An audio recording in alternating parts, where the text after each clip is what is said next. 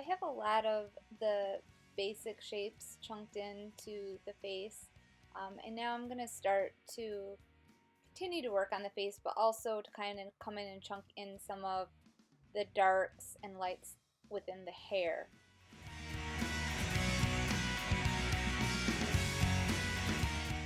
You see, I'm laying in kind of like a darkish purple value and then bringing a little bit of yellow next to it, which will blend together to make kind of a brown, which his hair is brown. But there's a lot of lights and darks within it. And using kind of more of a yellow and purple will work really well. I also have a little bit of blue in there and kind of like an orange that will also kind of mix to make a brown. So just remember, complementary colors can be really great for hair.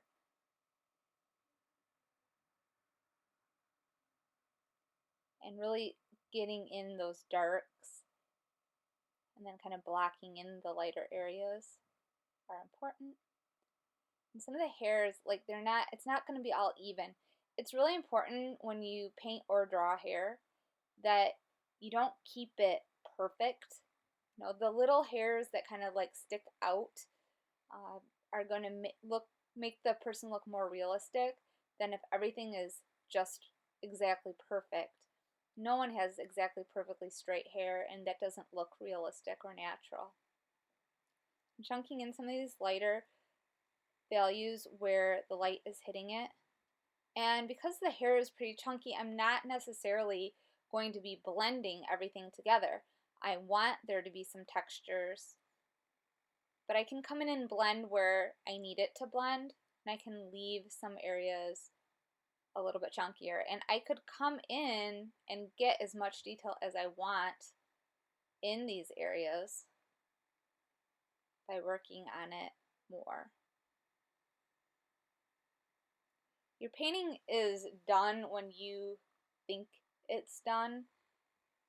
You can go to a museum and you can look at paintings that the artist labored for hundreds of hours, and it's obvious because everything is exactly perfect. And you can also see paintings that are chunkier and you see all the brush strokes and all the colors coming through, and both are great works of art, and both still address shading and value and color and all of these things that you're learning about,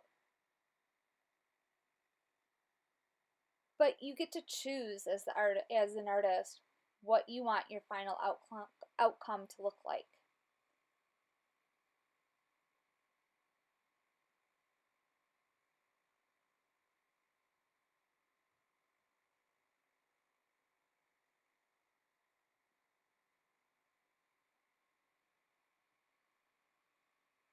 So I'm really looking for the shapes of lights and darks that I'm seeing in the hair and dropping some of those in. I'm chunking in where I see lights and darks on his little windmill that he's holding. And notice I just wiped some of the paint in my background, and that is okay to do because I'm going to cover the entire background.